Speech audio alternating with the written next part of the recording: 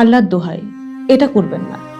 বাংলাদেশে ইউনিসেফের প্রতিনিধি রানা ফ্লাওয়ার্স ঠিক এভাবেই মিনতি করেছিল অন্তর্বর্তী সরকারের স্বাস্থ্য উপদেষ্টাকে। হ্যাঁ, হামের টিকা সংক্রান্ত বিষয়ে ঘটেছিল এই ঘটনা। ইনসাইট এক্সপ্লেনে শুনবো আজ এর বিস্তারিত। আমি তানিশা তাকরিম, শুনছেন বে ইনসাইট। 2024 সালে রাজনৈতিক পরিবর্তনের পর গঠিত অন্তর্বর্তী সরকারের সময়ে টিকা সংগ্রহ ব্যবস্থাপনায় একটি বড় ধরনের পরিবর্তন আনা হয়। ইউনিসেফের মাধ্যমে টিকা সরবরাহ বন্ধ করে উন্মুক্ত দরপত্র পদ্ধতি চালু করা হয়। এই সিদ্ধান্তে তীব্র বিরোধিতা করে সতর্ক করে ইউনিসেফ। সেই সতর্কতা উপেক্ষা করা হয়। এ নিয়ে আন্তর্জাতিক বিজ্ঞান সাময়িকী সায়েন্স একটি প্রতিবেদন প্রকাশ করে। প্রতিবেদনে বলা হয়, বাংলাদেশে চলমান ভয়াবহ হাম মহামারী নিয়ে কঠোর ভাষায় সতর্ক করেছিল জাতিসংঘের শিশু তহবিল ইউনিসেফ। সংস্থাটির মতে, টিকাদান ব্যবস্থায় বিঘ্ন এবং নীতিগত ভুল সিদ্ধান্তই এই সংকটকে ভয়াবহ পর্যায়ে নিয়ে গেছে। তাই আন্তর্জাতিক সংস্থাগুলোর মতে এই পরিস্থিতির মূল কারণ শুধু রোগ নয়, বরং নীতি পরিবর্তন ও প্রশাসনিক গাফিলতি।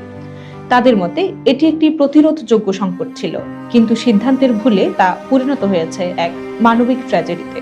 এর ফলে টিকা সরবরাহ ব্যবস্থায় বিঘ্ন ঘটে, নিয়মিত টিকাদান কার্যক্রম বাধাগ্রস্ত হয়।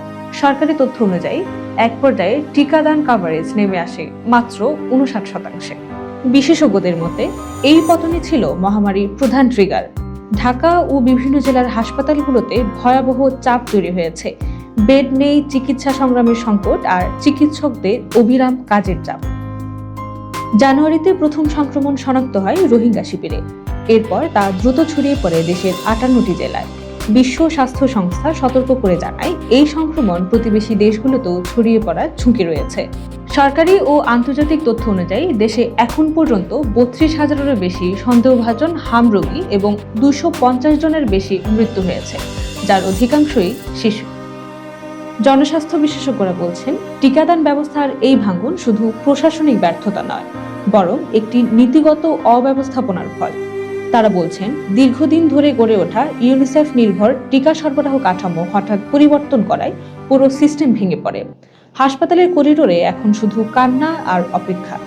এক মা তার শিশুকে ধরে বলেন, এটা তো প্রতিরোধ করা যেত। বিশেষজ্ঞদের ভাষায় এই প্রশ্নটাই এখন সবচেয়ে বড় হয়ে উঠছে।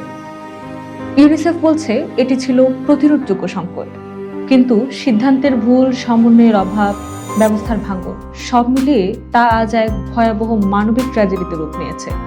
প্রশ্ন এখন, এত শিশুর মৃত্যুর দায়ভার কে নেবে? এতক্ষণ সাথে থাকার জন্য ধন্যবাদ। বে ইনসাইট দেখুন, পড়ুন।